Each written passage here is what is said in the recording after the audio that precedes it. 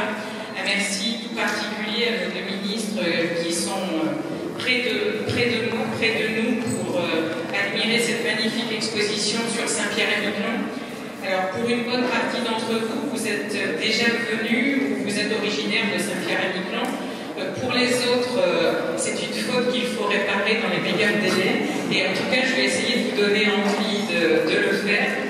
Saint-Pierre-et-Miquelon, pour les non-initiés, c'est souvent près du Groenland ou alors carrément sous les tropiques. Et c'est pour ceux qui connaissent Saint-Pierre-et-Miquelon, c'est un petit joyau en zone subarctique, certes, mais à la même latitude que Nantes. Donc c'est assez trompeur au niveau du climat malgré tout. Un climat qui n'est pas le climat continental du Canada, qui est adouci par les courants, qui est adouci par la mer, mais qui en contrepartie est moins chaud l'été automatiquement. Et comme vous pouvez le voir, j'ai poussé d'humour quand même jusqu'à faire une exposition avec Grégory qui adore l'hiver à Saint-Pierre-et-Miquelon. Une exposition essayant de vous rafraîchir le plus possible par les températures qui sont les nôtres depuis quelques jours. Donc profitez-en, c'est jusqu'au 24, vous pouvez venir tous les jours pour vous rafraîchir. Saint-Pierre-et-Miquelon, je vous le disais, c'est un territoire qui est mal connu, c'est un territoire qui est plein de charme, qui, avec un aspect parfois rude, ce sont des cailloux, ce sont des mousses, ce sont des arbres qui poussent au gré du relief qui n'est pas très haut, qui souffrent parce qu'il y a beaucoup de vent, il y a du salin et il fait quand même un peu froid l'hiver. Mais malgré ça, ça donne des paysages absolument magnifiques comme ceux que vous pouvez voir. Et ça fait le bonheur des photographes et des peintres. Pourquoi? Tout simplement parce que selon l'heure, selon le jour, selon presque la minute, et ça n'est pas Grégory, je pense, qui me contredira, vous pouvez avoir des contrastes qui sont complètement différents. Vous pouvez avoir des lumières qui sont complètement différentes et qui vous transforment le paysage de manière assez extraordinaire. Donc, Saint-Pierre-et-Miquelon, c'est aussi un contre de rive.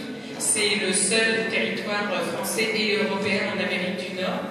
Et ce que je m'attache à dire le plus souvent possible, c'est que c'est aussi le seul territoire français en zone subarctique. Alors, suivez mon regard, mais les ministres, je pense, savent ce que je vais dire parce que m'ont déjà entendu le dire. Ça veut dire qu'on a un rôle à jouer très particulier vis-à-vis justement du pôle Nord, vis-à-vis de l'Arctique et vis-à-vis du positionnement de la France dans le Conseil de l'Arctique et dans toute cette zone, parce qu'on peut être une base arrière. On peut être une base arrière, on peut aussi être un territoire d'innovation, de recherche et développement, et on peut servir au niveau de la recherche et développement à examiner tous les phénomènes en fait météorologiques, tous les phénomènes qui sont liés au réchauffement climatique et qui ont des impacts sur tout le reste de la surface du globe. Donc, ce petit archipel, je le redis à nouveau, et j'espère que vous serez après ces ambassadeurs, en tout cas, méconnus, eh ben, on essaie de le faire connaître à travers cette exposition, et aussi bien le ministère des Outre-mer que le ministère de la Francophonie, à la tête duquel Annick était avant et aujourd'hui ministère de la fonction publique, font aussi leur maximum pour parler de Saint-Pierre-et-Miquelon et systématiquement le remettre dans les esprits et remettre cette population faite de Basques, de Bretons, de Normands, mais aussi en partie d'Irlandais, parce qu'on a quand même une partie de nos familles qui vient de l'île de Terre-Neuve à côté, et donc d'Irlande en particulier. Ça a donné des caractères qui sont forts, ça a donné des gens qui ont combattu pour revenir. En fait, cette année, le bicentenaire du rattachement définitif de Saint-Pierre-et-Miquelon à la France. Mais en fait, les premiers habitants de nos régions françaises sont arrivés sur l'archipel au XVe siècle. Donc il faut aussi avoir cette idée-là en tête, savoir que nous avons été brûlés, expatriés 5 fois, 6 fois avant d'y revenir définitivement, et c'était les mêmes qui revenaient systématiquement, et l'État français à l'époque, le Royaume de France, avaient bien compris l'intérêt de garder Saint-Pierre-et-Miquelon dans l'embouchure du Saint-Laurent. Donc aujourd'hui, Saint-Pierre-et-Miquelon, toujours dans l'embouchure du Saint-Laurent, doit jouer le rôle qui est le sien. Et au-delà de la pêche, parce que même si l'activité de pêche dure encore à Saint-Pierre-et-Miquelon, et même si elle est moindre que ça ne l'était au cours des années, jusqu'aux années 90, on dira, c'est encore une activité qui est importante. C'est ce pont entre deux rives qui doit permettre de faciliter des relations. On a un traité Europe-Canada ou Europe-USA, mais Saint-Pierre-et-Miquelon doit jouer le rôle qui est le sien, être mieux inséré au niveau de la géostratégie aussi, et ça c'est extrêmement important. Et puis, doit être une destination, parce que l'économie c'est aussi un peu le tourisme, doit être une destination touristique, mais d'un tourisme de qualité, d'un tourisme de niche, pour venir découvrir ce qu'est cet archipel, pour les amoureux de la nature, pour les amoureux des beautés que représente la lumière, la neige, mais aussi un endroit comme l'Isthme qui fait 12 km de long entre Miquelon et Langlade, les falaises qui sont très particulières et qui font découvrir la géologie de l'archipel, la faune et la flore, parce que ça c'est absolument exceptionnel aussi, et peu de gens savent que Saint-Pierre-et-Miquelon, on a des mammifères marins qui passent dans nos eaux en quantité au moins aussi importante qu'autour de Mayotte. On parle beaucoup de Mayotte, mais très peu de Saint-Pierre-et-Miquelon, donc n'hésitez pas là non plus à en faire la promotion. Et puis, on a au niveau des espèces d'oiseaux, plus de 340 espèces d'oiseaux qui passent sur notre archipel. On a des macaromoines, on a ce fameux oiseau pris par Grégory sur toutes ses coutures.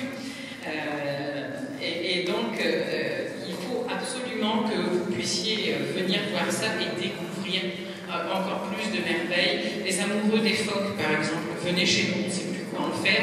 On vous donne même la permission d'en ramener un avec vous d'ailleurs. Et je vous promets, on ne dira rien à personne. Et puis, il y a cette population qui est à découvrir aussi. Une population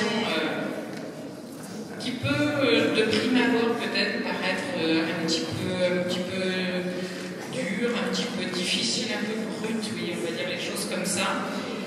Mais qui en fait est comme tous les gens sous les latitudes un peu nord. Vous pleurez quand vous y arrivez, comme disait Galabru pour le nord, mais vous pleurez en repartant, parce que Saint-Pierre-et-Miquelon c'est un endroit d'exception avec des gens qui, quand ils vous ont ouvert leurs portes, les laissent grandes ouvertes et font ami avec vous pour le reste de vos jours. Donc voilà, Saint-Pierre-et-Miquelon c'est aussi ça, c'est un potentiel économique en devenir. Il y a énormément de choses à faire au niveau de Saint-Pierre-et-Miquelon. La mer a fait Saint-Pierre-et-Miquelon et la mer doit continuer d'être l'avenir de Saint-Pierre-et-Miquelon à travers tous les aspects. Donc il faut absolument pouvoir les développer. Il y a la nordicité, on en parlait tout à l'heure, il y a la maritimisation. Vous verrez sur la plupart des photos, on voit la mer quelque part. Donc ça c'est aussi un terme qui est cher à mon cœur. Et puis en tant que présidente du Conseil national de la mer et des littoraux, c'est quelque chose que j'essaie de promouvoir le plus possible. Saint-Pierre-et-Miquelon, c'est aussi, et j'en profite parce que c'est assez exceptionnel, un modèle qui est en train de se mettre en place en Outre-mer à propos de la gestion des déchets. Donc c'est aussi exceptionnel et dans le cadre du développement durable qui est cher quand même de plus en plus au cœur de tous les élus, mais aussi de tous les habitants, que ce soit à Saint-Pierre-et-Miquelon ou ailleurs. Tout ce qui est déchets de plastique, tout ce qui pollue nos océans et qui, à un moment donné, va étouffer la biodiversité marine, mais réduire à néant la biodiversité terrestre si on n'y prend pas garde, il faut être vraiment très performant à ce niveau-là. Et Saint-Pierre-et-Miquelon, c'est une pépite en Outre-mer, mais Saint-Pierre-et-Miquelon, ça fait partie de cette Outre-mer qui est la richesse de la France. 94% de la biodiversité marine est en Outre-mer, il ne faut jamais oublier ça. C'est aussi l'Outre-mer qui fait de la France le second territoire après les États-Unis de par ses côtes, donc c'est quand même assez extraordinaire. C'est le seul pays au monde où le soleil ne se couche jamais, et ça aussi il faut le rappeler. Saint-Pierre-et-Miquelon, c'est un bout de la France en Amérique du Nord. Et parfois, je me plais aussi à dire que la France, c'est notre outre-mer, parce que ça permet aussi de renverser les choses et de montrer que, voilà, selon les circonstances, on ne sait pas trop qui est l'outre-mer de l'autre.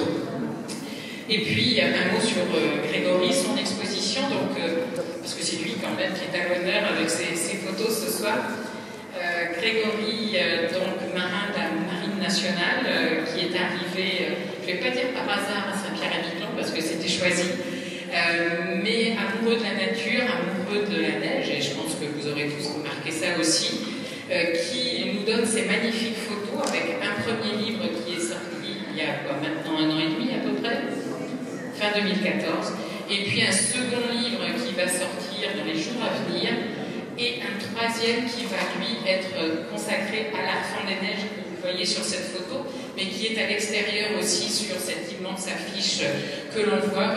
Grégory est un photographe d'exception et il était vraiment extrêmement important pour moi, et ils sont nombreux les photographes d'exception à Saint-Pierre-et-Miquelon, mais Grégory, là, ça a été un concours de circonstances qui a fait qu'on a pu en fait mettre en place cette exposition au Sénat. Dans un procédé qui est particulier, qui est la subligraphie, donc des photos imprimées sur de l'alu avec des caisses américaines très sobres, et ça fait un rendu sur ces photos qui est absolument extraordinaire avec une lumière qui l'est tout autant. Donc je vais le laisser peut-être dire un mot. Moi j'ai fait le choix de parrainer cette exposition parce que c'était une façon extraordinaire de pouvoir mettre l'archipel de Saint-Pierre-et-Miquelon, grâce à Grégory Paul, en avant et de permettre aux Parisiens et à tous les visiteurs qui sont à Paris en ce mois de juillet de pouvoir en profiter. Merci Grégory.